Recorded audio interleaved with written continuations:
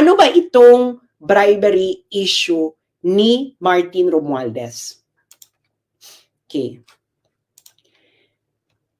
Ang bribery issue po na ito ay ating nahalungkat sa kasong sa pagtutuos ng 26 Capital. Ang 26 Capital po ay isa po itong kumpanya sa Estados Unidos or United States. Okay? Ngayon, merong pagtutuos. Okay? Court case ang 26 Capital laban sa Tiger Resort Leisure and Entertainment Incorporated. Okay. Sa mga hindi po nakakaalam kung ano po ang Tiger Resort Leisure and Entertainment Incorporated, ang Tiger Resort Leisure and Entertainment Incorporated po ay under ng Universal Entertainment at sila po ang may-ari ng nagpapatakbo ng Okada, Manila. Okay, nagkakaintindihan po tayong lahat. Okay? Yung mga vlogger po sa YouTube na gustong i-reblog ang aking content ngayon, you are free to do so. Okay, you are free to do so. Okay, so i-share nyo lang po muna ito, yung mga kakadating pa lang. Nagkakaintindihan ba tayo? Okay, ulitin natin ha, para malinaw. Ang bribery issue ni House Speaker Martin Romualdez ay lumabas dahil sa kasong isinampa ng 26 Capital, isang kumpanya sa United States laban sa Tiger Resort Leisure and Entertainment Incorporated. Ang Tiger Resort Leisure and Entertainment Incorporated ay under ng Universal Entertainment na may-ari ng Okada, Manila. Okay. Following? Okay. Click share po yung mga kararating pa lang. Click share. Ngayon, okay, ito yung kaso, no? Isinampa ito ng 26 Capital. Ang 26 Capital ay isang American company. Isinampa niya to sa US. Ito ay isinampa niya sa Court of Chancery of the State of Delaware. Ang Delaware po ay isang state sa United States. Kakaintindihan ba tayo? Okay. Ngayon, get pen and paper. Okay? Lahat, kumuha na kayo ng papel at pen, pencil, whatever, or sa cellphone ninyo. Isulat ninyo ito. C.A.number.2023-0128-JTL. Dahil yan po ang reference ng kaso na ito sa Court of Chancery of the State of Delaware. Yang may naka-box na nakalagay sa loob ng pulang box. Isulat nyo na yan, screenshot nyo para mamaya ma-google nyo at mabasa nyo ito. Ito po ay mababasa ninyo ang buong kaso, pati ang kasong isinampa ng 26 Capital. Okay. Are you following me, guys? Okay, sabihin nyo lang sa akin kung hindi nyo maintindihan na dahil tatagalogin ko ang lahat at ito ipapaliwanag ko sa isang payak na pag-e-eksplika para ang bawat isang Pilipino, mapamasa man, mapa-elitista man, mapa-intellectual man o mapatambay ay maintindihan ito ng buong buo. Kaya i-share nyo na ito. Okay. Ngayon, ano ang gusto ng 26 Capital na isang American company mula sa Tiger Resort Leisure and Entertainment Incorporated sa isinampa nitong kaso sa Court of Chancery State of Delaware? Ang gusto ng 26 Capital ay ang tinatawag na specific performance of closing the Special Purpose Acquisition Company o tinatawag na SCAP sa pagitan ng 26 Capital at ng Tiger. Okay. Ang storya po kasi niyan, ang 26 Capital at ang Tiger dapat ay magkakaroon ng merger. Okay? Yan lamang ang pinakamadali nating pag-usapan. Medyo complicated ito, pero itanong nyo po ito sa may alam po sa corporate law sa United States kung ano ang ibig sabihin ng SPAC or kahit sinong mga abogado na kakilala nyo, para ito ay mas lalo nyo maintindihan. Pero yan po ang pinakapayak na ating explanation right now. Ngayon, Marahil ay nagtatanong ang karamihan sa inyo, hindi ba? Ang tanong ninyo ngayon, lahat siguro ito ay logical na tanong, ano kinalaman dito ni House Speaker Martin Romualdez? Mga kararating lang, please click share dahil mahalaga itong malaman ng bawat isang Pilipino dahil ito ay isang isyong pinagtatakpan ng bawat isang congressman, bawat isang senador, at bawat isang mainstream media. So ito ang tanong, anong kinalaman dito ni House Speaker Martin Romualdez? Siyempre, di ba? Anong kinalaman niya dyan? Hindi ba? Ito po kasi ang kinalaman, bakit nadawit dito si Martin Romualdez.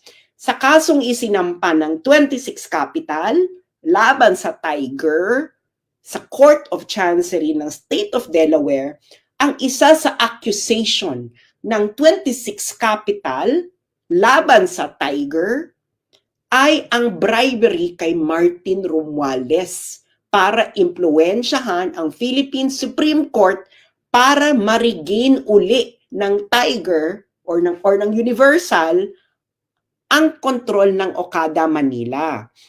Okay? Yang storya ng labanan ng kontrol ng Okada Manila, i-google nyo na lang yan dahil yan ay laban ng matandang Okada, ng Okada family. Okay? So, para dito lang, doon lang muna tayo ilimitahan. Okay? Kinailang ang accusation ng 26 Capital, ang Tiger at Universal Entertainment, okay, ay nag-bribery kay Martin Romualdez para impluwensyahan ang Philippine Supreme Court para makuha ng isang Okada faction uli ang kontrol ng Okada Manila. Naintindihan nyo? Ngayon, bakit ito ngayon ipinasok ng 26 Capital na issue? Kasi ang gawain na ito ay tinatawag sa Amerika na breach of ordinary course covenant. Ibig sabihin po ng breach of ordinary course covenant, ito ay labag sa practice, industry practice, okay, sa Amerika. Ang bribery po ay labag, okay, labag sa batas ng Amerika, kaya ito ay matatawag na breach of ordinary course covenant. Naintindihan niyo na, okay? Kaya dito napasok si Martin. Okay.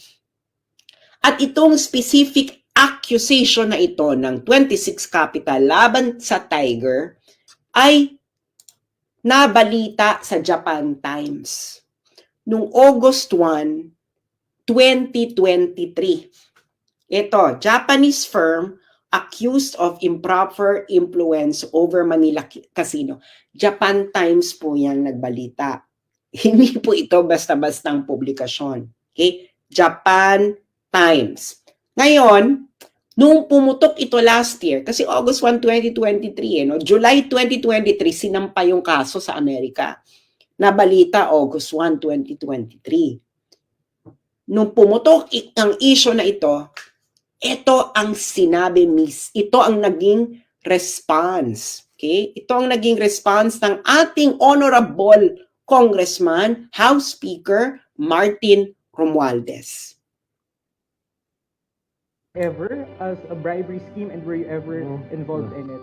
Well, we've reached this point in our career, and we've known when to dignify questions, queries, or allegations. And when it comes to fake news, we just don't dignify it, and we don't give it any credence. So there's no truth to it, and we just leave it at that. And we just try to focus on the issues that have credibility and. So narinig niyo yung sinabi niya. Ang sabi niya, ayaw niyang i-dignify ang issue na ito na ibinalita ng Japan Times dahil daw ito ay fake news. Okay? Yung mga kakarating lang, please share. Okay? Dahil fake news daw ito. Okay? Kaya hindi niya i-dignify. Sir, but were you ever contacted to appear in the case in the US? No. That's why I'm really very puzzled why this is even coming up. Sir, and you're also denying na on July 27, 2022, based on that report, Okada Manila officials allegedly brought some quote-unquote heavy luggage with quote an item to Romualdez. I just like to get your reaction to that. Again, nothing of that sort ever occurred. That's why It didn't occur. never. Okay, sir. Thank you. So, papaalala ko yung sinabi niya ha, hindi raw nangyari yung heavy luggage issue. Ito raw ay fake news. Okay, yan ang sinabi ni House Speaker Martin Romualdez. Ngayon, naalala nyo, okay, yung kaso sinampan ng 26 Capital laban sa Tiger. Okay, na-desisyonan ito nung September 7, 2023. Okay? September 7, 2023. Ang nag-decide nito, okay, ng kasong ito, okay, pati na yung issue ng ni-raise ng 26 Capital na nag-engage ng improper influence itong Tiger Resort sa Pilipinas sa pagbabribe kay Martin Romualdez, kasama ito sa naging desisyon kung may nangyari bang ganon. Ngayon, si James Travis Laster ang nagdesisyon nito. Siya ang Vice Chancellor of the Delaware Court of Chancery. Okay? Ngayon, get your pen and paper. Okay? Maybe ilalagay ko dito.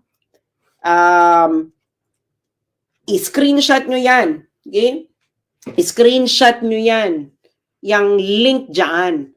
Kasi yung link na yan, yan link mismo ng desisyon na nasa Delaware Court of Chancery mismo. Kaya kita mo, courts.delaware.gov. Okay? Isulat niyo yan, i-screenshot ninyo para mabasa ninyo. Kayo mismo ang makabasa. Hindi ito fake news, totoo ito. It is a decision na sinulat ni James Travis Laster, Vice Chancellor of the Delaware Court of Chancery. Ito po ay korte sa Amerika. Okay? Korte po ito sa Amerika. Yan, screenshot nyo yan. Okay? Yung mga kakarating pa lang, please, please, please, click share. Pag-usapan nyo itong kayong magpapamilya. Okay. Now, let's now go to the decision. Okay? Okay.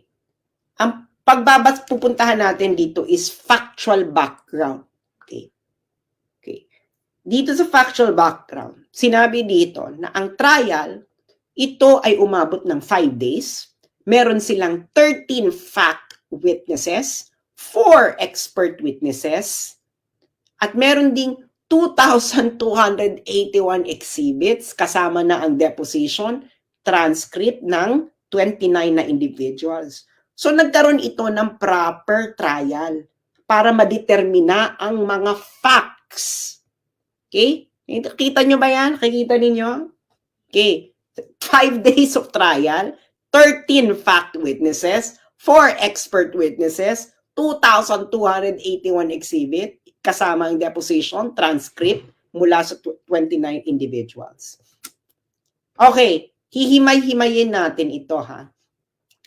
Kaya, itong si Martin Romualdez, mali siya na sinasabi niyang fake news ito. Dahil ito ay factual background nung kaso na isinampa ng 26 Capital laban sa Tiger. Okay? At itong factual background na ito ay dinetermine ng isang huwes sa Amerika na si James Travis Laster na Vice Chancellor ng Delaware Court of Chancery. Okay. So, ang relevant dito kay Romualdez ay yung page 36. Page 36 nung desisyon ni Laster. At ang title nung part na yon ay yung The Dodgy Bargain. So, himayin natin to paragraph by paragraph. Okay. So, makikita nyo dyan, no? Ewan ko kung malinaw sa inyo yung link nung kaso. Basta, ulitin natin para ma-screenshot ninyo, masulat nyo sa papel. Okay? Para ayan. So, para masulat ninyo sa papel at kayo mismo ang pumunta sa korte mismo ng Delaware Court of Chancery para kayo na mismo kapag-download. At ang relevant kay Romualdez dito ay page 36. Okay, page 36. Okay. Okay, hihimay-himayin natin ngayon itong factual determination.